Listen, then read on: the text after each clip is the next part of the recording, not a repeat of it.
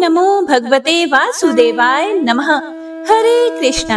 आज फाल्गुन मास के कृष्ण पक्ष की विजया एकादशी है। हे प्रिय भक्तों, यह विजया एकादशी आपके जीवन के दुख और समस्याएं दूर करके सुख शांति लाए। विजया एकादशी के आप सभी भक्तों को हार्दिक शुभकामनाएं। भगवान श्री हरि विष्णु और माता लक्ष्मी का आशीर्वाद आप सभी भक्तों पर सदा सर्वदा बना रहे।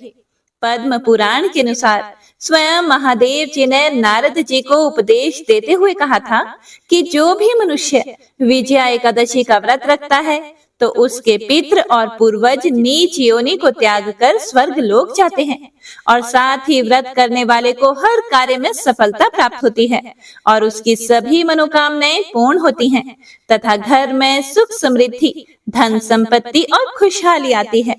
तो आज मैं आपको सुना रही हूँ विजया एकादशी की बड़ी ही दुर्लभ और पावन कथा। इन कथाओं को सुनने से मनुष्यों के सभी पाप और संकट कट जाते हैं तथा समस्त मनोकामनाओं की पूर्ति होती है। तो आइए पूरे भक्ति भाव से कथा का रसपान करते हैं। जय श्री गणेश। एक बार की बात है, यशोदा माता प्रभु श्री कृष्ण जी के शैतानियों से तंग आ गई और छड़ी लेकर भगवान श्री कृष्ण जी की ओर दौड़ी। जब प्रभु ने अपनी मैया को क्रोध में देखा तो वह अपने बचाव करने के लिए भागने लगी और भागते भागते श्री कृष्ण जी एक कुम्हार के पास पहुंच गए। कुम्हार तो अपनी मिट्टी के घड़े बनाने में व्यस्त था, लेकिन जैसे ही कुम्हार ने श्री कृष्ण जी को देखा तो वह बड़ा खुश हुआ, क्योंकि कुम्हार जानता था कि श्री कृष्ण साक्षात परमेश्वर है। तब प्रभु ने कुम्हार से कहा, हे कुम्हार, आज मेरी मैया मुझ में बहुत क्रोधित है। मैया छड़ी लेकर मेरे पीछे पीछे आ रही है, आप मुझे कहीं पर छुपा लो। तब कुम्हार ने श्री कृष्ण जी को एक बड़े से मटके के नीचे छुपा दिया और कुछ ही देर में माता यशोदा भी वहां पर आ गई और कुम्हार से पूछने लगी, ओ कुम्हार, क्या तुमने मेरे कन्हैया को कहीं देखा है? कुम्हार ने कह दिया कि नहीं माता, मैंने आपकी कन्हैया को कहीं नहीं देखा। श्री कृष्ण जी यह सारी बातें बड़े से घड़े के नीचे छुपकर सुन रहे थे। मैया तो वहां से चली गई। अब प्रभु श्री कृष्ण जी कुम्हार से कहते हैं, हे कुम्हार, यदि मैया चली गई हो तो मुझे इस घड़े से बाहर निकालो। कुम्हार बोला, ऐसे नहीं प्रभु जी, पहले मुझे 84 लाख योनियों के बंधन से मुक्त करने का वचन दो। भगवान मुस्कुराए और कहा कि ठीक है, मैं तुम्हें 84 लाख योनियों से मुक्त करने का वचन देता हूँ। अब तो तुम मुझे बाहर निकालो। कुम्हार कहने लगा, मुझे अकेले नहीं प्रभु जी, मेरे परिवार के सभी लोगों को भी 84 लाख योनियों के बंधन से मुक्त करने का वचन दो, तो मैं आपको इस घड़े से बाहर निकालूंगा। भगवान श्री कृष्ण कहते हैं कि चलो ठीक है, उनको भी 84 लाख योनियों के बंधन से मुक्त होने का मैं वचन देता हूँ। अब तो तुम मुझे घड़े से बाहर निकालो। अब कुम्हार फिर से कहता है कि बस प्रभु जी, एक विनती और है, उसे भी पूरा करने का वचन दो तो मैं आपको घड़े से बाहर निकाल दूं। भगवान बोले कि वो भी बता दो, क्या कहना चाहते हो? कुम्हार कहने लगा कि हे प्रभु, जिस घड़े के नीचे आप छुपे हो उसकी मिट्टी मेरे बैलों के ऊपर लाद कर लाई गई है। मेरे इन बैलों को भी 84 के बंधन से मुक्त करने का वचन दो। भगवान ने कुम्हार के प्रेम पर प्रसन्न होकर उन बैलों को भी 84 के बंधन से मुक्त होने का वचन दे दिया। भगवान श्री कृष्ण बोले कि अब तो तुम्हारी सभी इच्छाएं पूरी हो गई हैं, अब तो तुम मुझे घड़े से बाहर निकाल दो। तब कुम्हार कहता है कि अभी नहीं भगवान, बस एक अंतिम इच्छा और है, उसे भी पूरा कर दीजिए।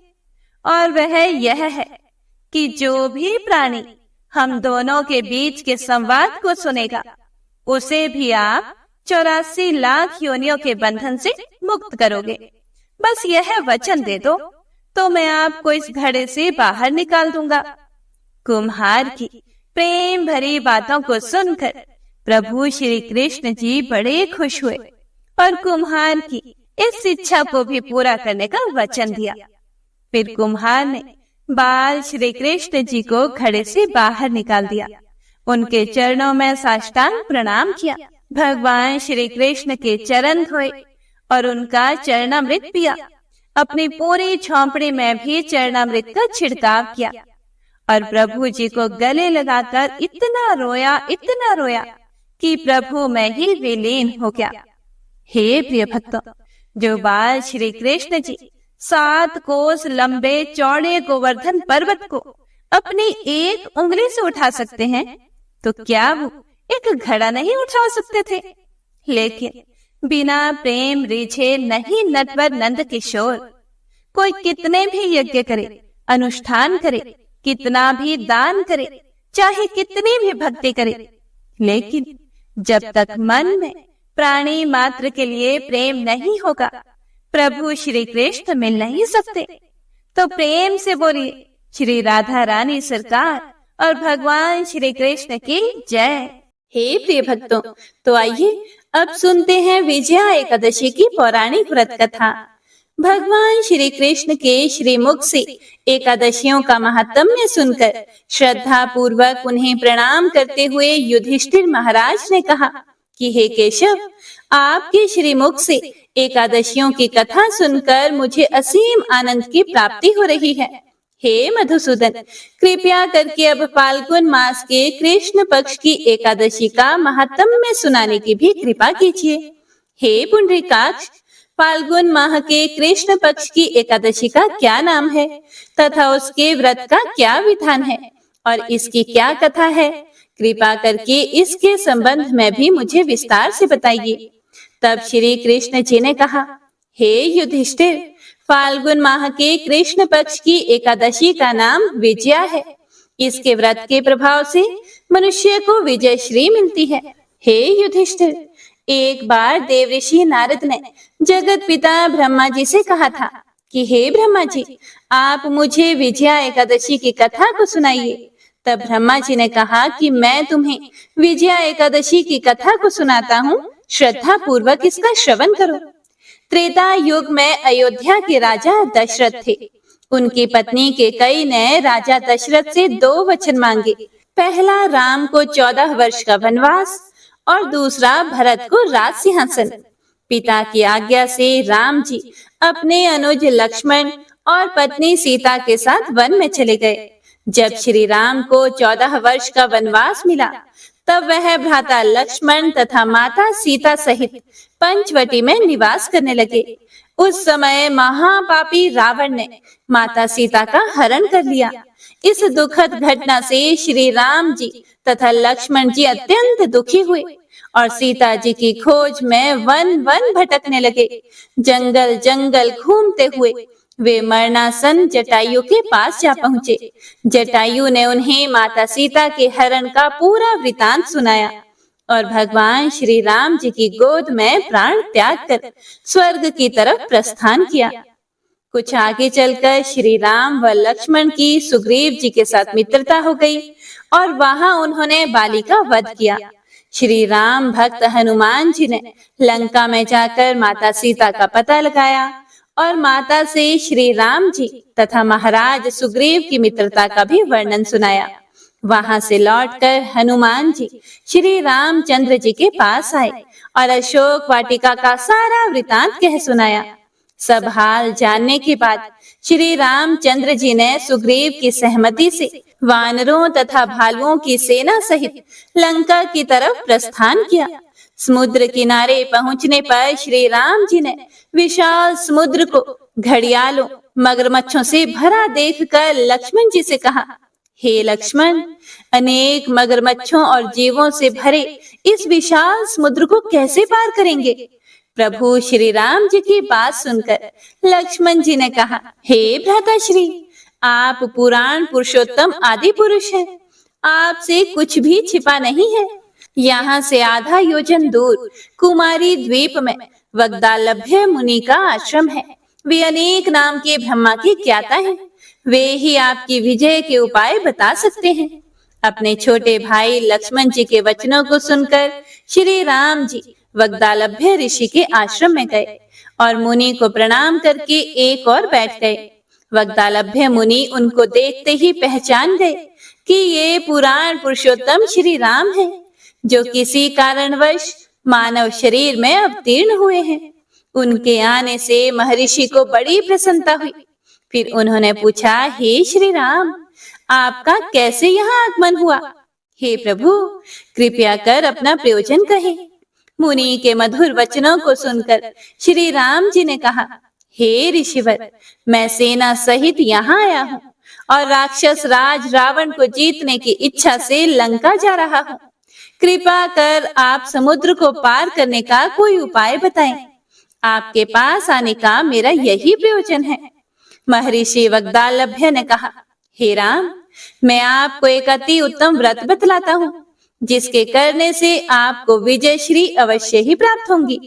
श्री राम जी ने बड़ी ही जिज्ञासा के साथ ऋषि से पूछा, हे मुनि श्रेष्ठ, यह कैसा व्रत है जिसे करने से समस्त क्षेत्रों में विजय की प्राप्ति होती है? फिर श्री राम जी की जिज्ञासा को देखते हुए महर्षि वग्दालभ्य ऋषि ने कहा, हे श्री राम, फाल्गुन माह के कृष्ण पक्ष की विजया एकादशी का उपवास करने से आप अवश्य ही समुद्र को पार कर लेंगे और युद्ध में भी आपकी विजय अवश्य ही होगी। वग्दालभ्य ऋषि आगे बोले कि हे राम, अब मैं इस व्रत का विधि विधान भी बतलाता हूँ, सुनो।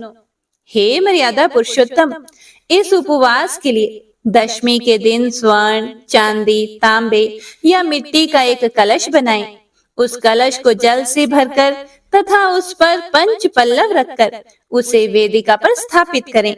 उस कलश के नीचे सतनाजा अर्थात मिले हुए 7 अनाज और ऊपर जौ रखें। उस पर विष्णु जी की स्वर्ण की प्रतिमा स्थापित करें। एकादशी के दिन स्नान आदि से निवृत्त होकर धूप, दीप, नैवेद्य, नारियल आदि से भगवान श्री हरि का पूजन करें और सारा दिन भक्ति पूर्वक कलश के सामने व्यतीत करें और रात को भी उसी तरह बैठे रहकर जागरण करें। द्वादशी के दिन नदी या तालाब के किनारे स्नान आदि से निवृत्त होकर उस कलश को ब्राह्मण को दे दें। हे दशरथ नंदन, यदि आप इस व्रत को सेनापतियों के साथ करेंगे तो अवश्य ही विजय श्री आपका वरण करेगी। वग्दालभ्य ऋषि के सुझाव के अनुसार ही प्रभु श्री राम जी ने विजया एकादशी का व्रत रखा और विष्णु पूजा की। इस व्रत के पुण्य फल के प्रभाव से वानर सेना समुद्र पार करने में सफल रही और लंका पर विजय प्राप्त हुई। भगवान राम ने रावण का वध कर माता सीता को मुक्त कराया। उसके बाद भगवान श्री राम माता सीता के साथ अयोध्या लौट गए। हे प्रिय भक्तों, विजया एकादशी की कथा का समापन करते हुए आगे भगवान श्री कृष्ण बोले, हे युधिष्ठिर, जो भी मनुष्य इस व्रत को विधि विधान के साथ पूर्ण करेगा, उसकी दोनों लोकों में विजय होगी। श्री ब्रह्मा जी ने नारद जी से कहा था कि जो विजया एकादशी व्रत का महत्म्य पढ़ता या सुनता है, उसे वाजपेयी यज्ञ के फल की प्राप्ति होती है। भगवान विष्णु का किसी भी रूप में पूजन मानव मात्र की समस्त मनोकामनाएं पूर्ण करता है। प्रभु श्री राम तो स्वयं विष्णु जी के अवतार थे, किंतु अपनी लीलाओं के चलते प्राणियों को सही मार्ग दिखाने के लिए उन्होंने विष्णु भगवान के निमित्त इस व्रत को किया। हे प्रिय भक्तों, विजय की इच्छा रखने वाला इस उपवास को करके अनंत फल का भागी बन सकता है और भगवान श्री लक्ष्मी नारायण जी की असीम कृपा को प्राप्त करता है। तो सभी भक्तजन एक बार प्रेम से बोलिए, श्री लक्ष्मी नारायण भगवान की जय। बोलिए एकादशी माता की जय। हे प्रिय भक्तों, एकादशी के दिन एकादशी व्रत कथा के साथ ही 11 माता की कथा भी अवश्य ही सुननी चाहिए। इससे व्रत का पूर्ण फल प्राप्त होता है। तो आइए सुनते हैं 11 माता की कथा। एकादशी भगवान श्री हरि विष्णु की साक्षात शक्ति है, जिस शक्ति ने उस असुर का वध किया जिससे भगवान भी जीत पाने में असमर्थ थे। उस शक्ति के आगे भला मनुष्य के पाप रूपी असुर कैसे टिक सकते हैं? जिस शक्ति ने देवताओं के कष्ट को हर कर उन्हें सुख दिया, वह प्राणी मात्र को क्या नहीं दे सकती? सुख, समृद्धि, शांति और मोक्ष, समस्त सुख सहज ही प्राप्त हो जाते हैं। हे प्रिय भक्तों, 11 माता की भक्ति में इतनी शक्ति है कि जिसके प्रभाव से मनुष्य को सहज ही सभी प्रकार के सुख प्राप्त होते हैं और अंत समय में मोक्ष की प्राप्ति होती है। 11 माता की कथा के अनुसार सतयुग में एक महाभयंकर दैत्य हुआ करता था। उस दैत्य का नाम था मूर। उस दैत्य ने इंद्र आदि सभी देवताओं पर विजय प्राप्त करके उन्हें उनके पद से हटा दिया था। तब इंद्र आदि देवताओं ने भगवान शंकर से प्रार्थना की कि हे भोलेनाथ, हम सभी देवता मूर दैत्य के अत्याचारों से दुखी होकर मृत्यु लोक में अपना जीवन व्यतीत कर रहे हैं। राक्षस के भय से हम बहुत दुख और कष्ट भोग रहे हैं। मैं स्वयं बहुत दुखी और भयभीत हूँ। अन्य देवताओं की तो बात ही क्या करें।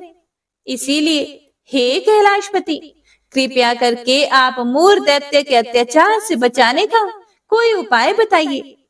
हे प्रिय भक्तों, देवराज इंद्र की प्रार्थना सुनकर भगवान शंकर ने कहा, हे देवेंद्र, आप भगवान श्री हरि विष्णु की शरण में जाइए। मधु कैटभ का संहार करने वाले भगवान श्री हरि विष्णु देवताओं को अवश्य ही इस भय से मुक्त करेंगे। भगवान शंकर के आदेश के अनुसार इंद्र तथा अन्य सभी देवता क्षीर सागर गए, जहां पर भगवान श्री हरि विष्णु शेष शैया पर विराजमान थे। इंद्र सहित सभी देवताओं ने भगवान श्री हरि विष्णु को देखा और उनके सामने उपस्थित होकर उनकी स्तुति करने लगे। देवता कहने लगे, हे तीनों लोकों के स्वामी, आप स्तुति करने योग्य हैं। हम सभी देवताओं का आपको कोटि कोटि प्रणाम है। हे दैत्यों के संहारक, हम आपकी शरण में हैं। आप हमारी रक्षा करें। हे त्रिलोकपति, हम सभी देवता दैत्यों के अत्याचार से भयभीत होकर आपकी शरण में आए हैं। इस समय दैत्यों ने हमें स्वर्ग से निकाल दिया है और हम सभी देवता बड़ी ही दयनीय स्थिति में मृत्यु लोक में घूम रहे हैं। अब आप ही हमारे रक्षक हैं, हमारी रक्षा करें। हे जगन्नाथ, आप हमारी रक्षा करें। देवताओं की करुण पुकार सुनकर भगवान श्री हरि विष्णु बोले, हे देवगणों, वह कौन सा दैत्य है जिसने देवताओं को जीत लिया है? आप सभी देवगण किसके भय से पृथ्वी लोक में भटक रहे हैं? क्या वह दैत्य इतना बलवान है जिसने इंद्र सहित सभी देवताओं को जीत लिया है? तुम निर्भय होकर मुझे सब हाल बताओ। भगवान श्री हरि विष्णु के इन स्नेहमयी वचनों को सुनकर देवेंद्र ने कहा, हे प्रभु, प्राचीन काल में ब्रह्म वंश में उत्पन्न हुआ नाड़ी जंगम नाम का एक असुर था, जिसका मूर नामक एक पुत्र है, जो चंद्रवती नामक नगरी में निवास करता है, जिसने अपने बल से मृत्यु लोक और देवलोक को जीत लिया है और सभी देवताओं को देवलोक से निकालकर अपने दैत्य कुल के असुरों को इंद्र, अग्नि, यम, वरुण और चंद्रमा आदि सभी को लोकपाल बना दिया है। वह स्वयं सूर्य बनकर पृथ्वी को तापता है और स्वयं मेघ बनकर जल की वर्षा करता है। इसीलिए आप इस बलशाली भयानक असुर का संहार करके देवताओं की रक्षा करें।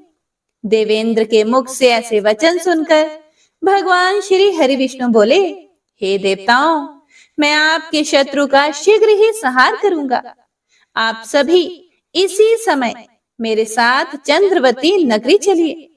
देवताओं की पुकार पर भगवान श्री हरि विष्णु तुरंत ही उनके साथ चल पड़े और उधर दैत्यराज मूर ने अपने तेज से जान लिया था कि भगवान श्री हरि विष्णु युद्ध की इच्छा से उसकी राजधानी में आ रहे हैं। इसीलिए अपने राक्षस योद्धाओं के साथ वह भी युद्ध भूमि में आकर गरजने लगा और देखते ही देखते युद्ध प्रारंभ हो गया। युद्ध शुरू होने पर अनगिनत असुर अपने अस्त्र शस्त्रों को धारण करके देवताओं से युद्ध करने लगे। लेकिन देवता तो पहले से ही डरे हुए थे। वह अधिक देर तक राक्षसों का सामना ना कर सके और भाग खड़े हुए। तब भगवान श्री हरि विष्णु स्वयं युद्ध भूमि में आ गए। दैत्य पहले से भी ज्यादा जोश में भरकर भगवान श्री हरि विष्णु से युद्ध करने लगा। वे अपने अस्त्र शस्त्रों से उन पर भयानक प्रहार करने लगा। दैत्यों के आक्रामक वारों को श्री हरि विष्णु अपने चक्र और गदा के प्रहारों से नष्ट करने लगे। इस युद्ध में अनेक दैत्य सदा के लिए मृत्यु की गोद में समा गए। किंतु दैत्यराज मुर भगवान विष्णु के साथ निश्चल भाव से युद्ध करता रहा। उसका तो जैसे अभी बाल भी बांका नहीं हुआ था।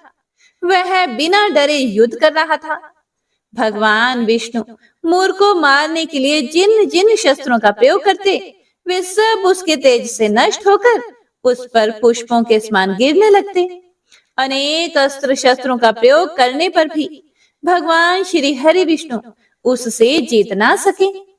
तब वे आपस में मल्ल युद्ध करने लगे।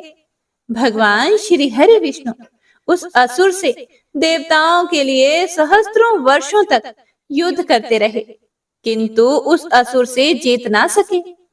अंत में भगवान विष्णु शांत होकर विश्राम करने की इच्छा से बद्रिकाश्रम स्थित 38 कोस लंबी एक द्वार वाली हेमवती नाम की एक गुफा में प्रवेश कर गए। उस गुफा में भगवान ने शयन किया। भगवान विष्णु के पीछे पीछे वह दैत्य भी चला आया। भगवान श्री हरि विष्णु को सोता हुआ देखकर वह दैत्य उन्हें मारने को तैयार हुआ। वह सोच रहा था कि आज तो मैं अपने चिर शत्रु को मारकर हमेशा हमेशा के लिए निष्कंटक हो जाऊंगा।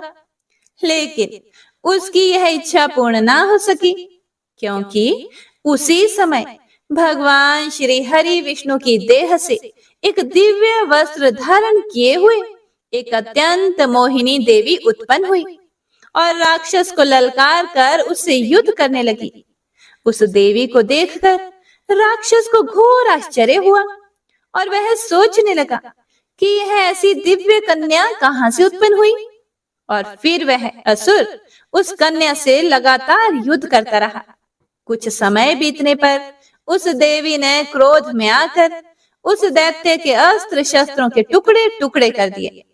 अब तो उस दैत्य को बड़ा ही क्रोध आया और वह सारी मर्यादाएं भंग करके उस देवी से मल्ल युद्ध करने लगा। उस तेजस्वी कन्या ने उसको धक्का मारकर मूर्छित कर दिया और उसकी मूर्छा टूटने से पूर्व ही उसका सिर काटकर धड़ से अलग कर दिया। और सिर काटते ही वह असुर पृथ्वी पर गिरकर मृत्यु को प्राप्त हुआ और बाकी बचे हुए असुर अपने राजा का ऐसा दुखद अंत देखकर भयभीत होकर पाताल लोक में भाग गए। भगवान श्री हरि विष्णु जब निद्रा से जागे तो उस असुर को मरा हुआ देखकर उन्हें घोर आश्चर्य हुआ और वे सोचने लगे कि इस महाबली को किसने मारा है। तब वह तेजस्वी कन्या श्री हरि से हाथ जोड़कर बोली, हे जगदीश्वर, यह असुर आपको मारने को तत्पर था। तब मैंने आपके शरीर से उत्पन्न होकर इस असुर का वध किया है। देवी की बात सुनकर भगवान श्री हरि विष्णु बोले कि तुमने इस असुर को मारा है, इसीलिए हे देवी, मैं तुमसे अत्यंत प्रसन्न हूँ। इसे मारकर तुमने तीनों लोकों के देवताओं के कष्ट को हरा है, इसीलिए तुम अपनी इच्छा अनुसार वरदान मांग लो। मैं तुम्हारी प्रत्येक इच्छा को पूर्ण करूंगा। भगवान की बात सुनकर वह देवी बोली कि हे प्रभु, मुझे यह वरदान दीजिए कि जो भी मनुष्य या देव मेरा व्रत करे उसके सभी पाप नष्ट हो जाएं और अंत में उसे स्वर्ग लोक की प्राप्ति हो। मेरे व्रत का आधा फल रात्रि को मिले और उसका आधा फल एक समय भोजन करने वाले को मिले। जो श्रद्धालु भक्ति पूर्वक मेरे व्रत को करें वे निश्चय ही वैकुंठ लोक को प्राप्त करें। जो मनुष्य मेरे व्रत में दिन तथा रात्रि को एक बार भोजन करें, वह धन धान्य से भरपूर रहे। कृपया करके मुझे ऐसा वरदान दीजिए। भगवान श्री हरि विष्णु ने कहा, हे देवी, ऐसा ही होगा। मेरे और तुम्हारे भक्त एक ही होंगे और अंत में संसार में प्रसिद्धि को प्राप्त होकर मेरे लोक को प्राप्त करेंगे। हे कल्याणी, तुम एकादशी को पैदा हुई हो, इसीलिए तुम्हारा नाम भी एकादशी हुआ। तथा जो मनुष्य इस दिन व्रत करेंगे, उनके समस्त पाप समूल नष्ट हो जाएंगे। तुम मेरे लिए अब तीज, अष्टमी, नवमी और 14 से भी अधिक प्रिय हो। तुम्हारे व्रत का फल सभी तीर्थों के फल से भी महान होगा। यह मेरा अकाट्य कथन है। इतना कहकर भगवान श्री हरि विष्णु उसी स्थान पर अंतर ध्यान हो गए। तो सभी प्रेम से बोलिए, एकादशी माता और विष्णु भगवान की जय। हे प्रिय भक्तों, तो आइए अब सभी मनोकामनाओं को पूर्ण करने वाली तुलसी माता की बड़ी ही पावन कथा को सुनते हैं। एक बार एक गांव में एक बुजुर्ग महिला रहा करती थी। वह प्रतिदिन पूजा पाठ किया करती थी। वह रोज तुलसी माँ की पूजा करती थी और वह बुजुर्ग महिला रोज तुलसी माता से कहती, हे तुलसी माँ, तुम मुझे बहू दे, पीताम्बर की धोती दे, मीठा मीठा घास दे, वैकुंठ में वास दे, चटक की चाल दे, पटक की मौत दे, चंदन का काठ दे, रानी का काज दे, दाल भात का भोजन दे, 11 की मौत दे और कृष्ण जी का कंधा दे। वह बुजुर्ग महिला हर महीने में तुलसी माता की रोज पूजा करती थी और उनके बिरले को रोज सींचती। तुलसी माता बुजुर्ग महिला की बात सुनकर धीरे धीरे सूखने लगी। तभी भगवान श्री कृष्ण जी ने देखा कि तुलसी माता सूख रही है और तभी एक दिन भगवान श्री कृष्ण तुलसी माता जी के पास प्रकट हुए और भगवान श्री कृष्ण जी ने तुलसी माता से पूछा, तुम क्यों सूख रही हो? सभी महिलाएं तुम्हारी पूजा करती हैं और तुमको रोज सींचती हैं, लेकिन फिर भी तुम सूखती जा रही हो। इसका कारण क्या है? जिसके बाद तुलसी माता ने भगवान श्री कृष्ण जी से कहा कि हे प्रभु, एक बुजुर्ग महिला मेरे पास रोज आती है और रोज एक ही बात बोलती है कि हे तुलसी माता, सबकी दाता, मैं तेरा बिरला सींचती हूँ, तुम मुझे बहू दे, पीताम्बर की धोती दे, मीठा मीठा घास दे, वैकुंठ में वास दे, चटक की चाल दे, पटक की मौत दे, चंदन का काठ दे, रानी सा राज दे, दाल भात का भोजन दे, 11 की मौत दे और कृष्ण जी का कांधा दे। मैं उस बुजुर्ग महिला की सारी मनोकामनाएं पूरी कर सकती हूँ, लेकिन उसकी एक मनोकामना पूरी नहीं कर सकती। मैं कृष्ण जी का कंधा कहाँ से दूंगी? भगवान श्री कृष्ण जी तुलसी माता की यह बात सुनकर जोर जोर से हंसने लगे और फिर भगवान श्री कृष्ण जी ने तुलसी माता जी से कहा कि तुम चिंता मत करो। जब वह बुजुर्ग महिला की मृत्यु होगी, तब मौके पर मैं और आप ही कंधा दे देंगे। आप सुबह जब वह पूजा करने आए, तब कह देना कि सब कुछ तुम्हें मिल जाएगा। कुछ दिनों बाद वह वृद्ध महिला ठोकर खाकर रास्ते में गिरकर मर गई। पूरे गांव के सभी लोग आए और उस महिला को सभी लोग धर्मात्मा मानते थे। उसको तुलसा जी की डोकरी कहते थे। उसके परिवार में कोई भी नहीं था, इसीलिए गांव वालों ने ही उसके अंतिम संस्कार करने की योजना बनाई और उसे नहलाकर जब वैकुंठी पर बैठाने के लिए उसे उठाने लगे, तो उसका मृत शरीर इतना भारी हो गया था कि उसे कोई उठा नहीं पाया। यह सब देखकर वहां के सभी लोग तरह तरह की बातें करने लगे और कहने लगे कि यह इतना पूजा पाठ करती थी, हर समय माला फेरती थी, इसीलिए यह इतनी भारी हो गई है। वहीं पूरे गांव में चर्चा होने लगी कि डोकरी माई कोई भक्ति नहीं करती थी, यह छल कपट करती थी। हम जिसे धर्मात्मा समझते थे, वह पापी है जो कि किसी से भी नहीं उठ पा रही है। यह इसके कर्मों की सजा है।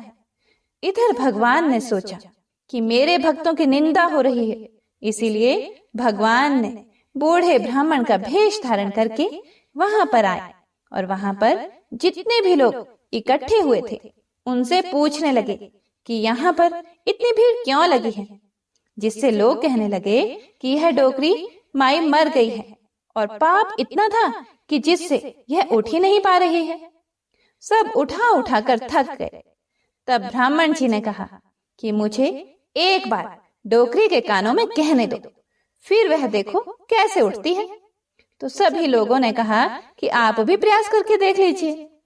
तब भगवान ने उस वृद्ध महिला के कानों में कहा कि हे डोकरी माई, देखो मैं आ गया। और जो भी बुढ़िया माई पूजा करते समय शब्द कहती थी, वह शब्द उसके कानों में कहने लगे, तू बिरला सिंचे मेरा, मैं करूं निस्तारा तेरा। डोकरी माई बहू ले, बेटी ले, पोता ले, लड्डू ले, पीताम्बर की धोती ले, गहना ले, घी का घड़ा ले, मीठा मीठा खीर और पूड़ी ले, दाल भात का भोजन ले, धन दौलत ले, बेटा पोता को काम ले, तुलसी का पत्ता ले, मुंह में गंगा जल ले, 11 को दिन ले, श्री कृष्ण जी का कंधा ले। इतना सुनते ही डोकरी हल्की हो गई। भगवान ने बोला, आओ और उसको उठाओ। भगवान ने हाथ लगाया और डोकरी उठ गई। सबको बड़ा ही आश्चर्य हुआ।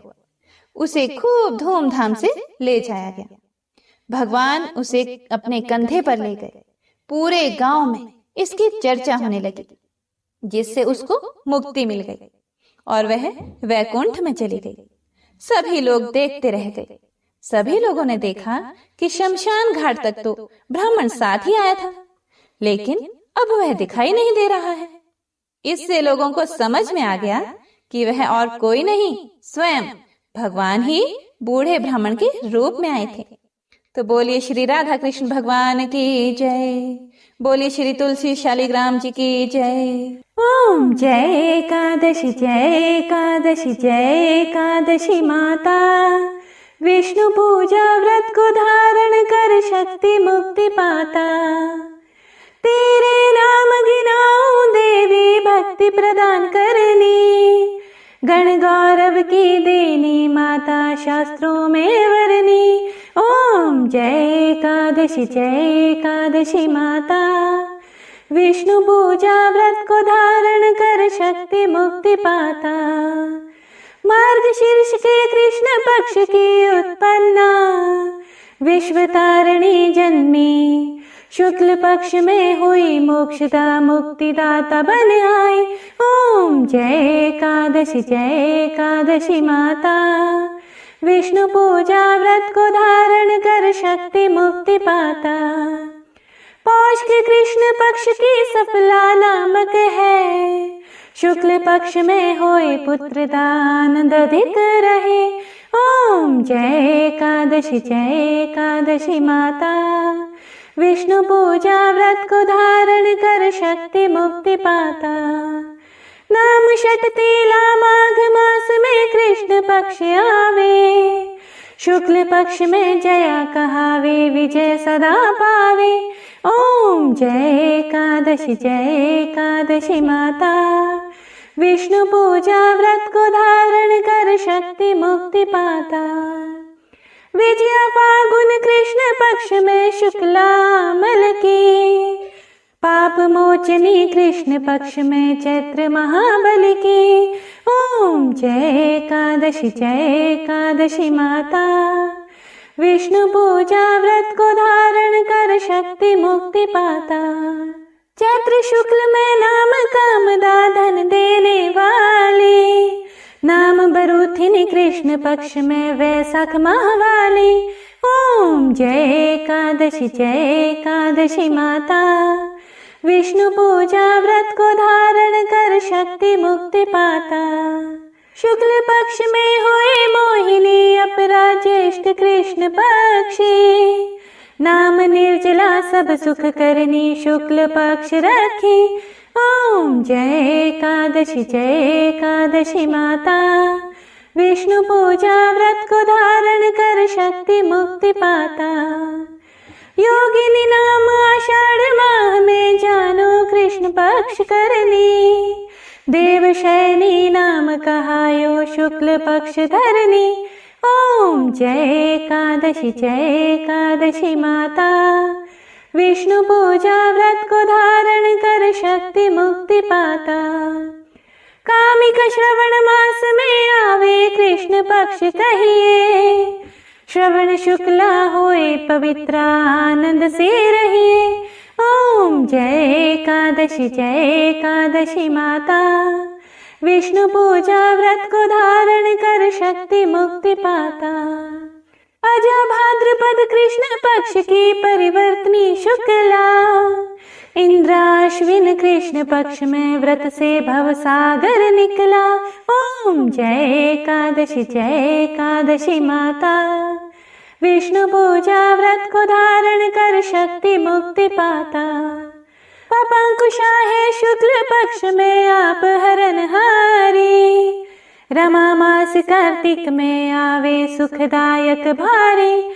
ओम जय एकादशी माता, विष्णु पूजा व्रत को धारण कर शक्ति मुक्ति पाता। देवोत्थानी शुक्ल पक्ष के दुख नाशक मैया, पावन मास में करूं विनती पार करो नैया। ओम जय एकादशी माता, विष्णु पूजा व्रत को धारण कर शक्ति मुक्ति पाता। परमा कृष्ण पक्ष में होती जन मंगल करेनी, शुक्ल पास में होए पद्मिनी दुख दारिद्र हरनी। ओम जय एकादशी माता, विष्णु पूजा व्रत को धारण कर शक्ति मुक्ति पाता। जो कोई आरती एकादशी की भक्ति सहित गावे, जन गुरुदिता स्वर्ग का वासा निश्चय ही पावे। ओम जय एकादशी माता, विष्णु पूजा व्रत को धारण कर शक्ति मुक्ति पाता। प्रेम से बोलिए एकादशी माता की जय। हे प्रिय भक्तों, तो यह थी आज की कथा। पसंद आई हो तो लाइक करके कमेंट बॉक्स में जयकारा जरूर लगाइएगा।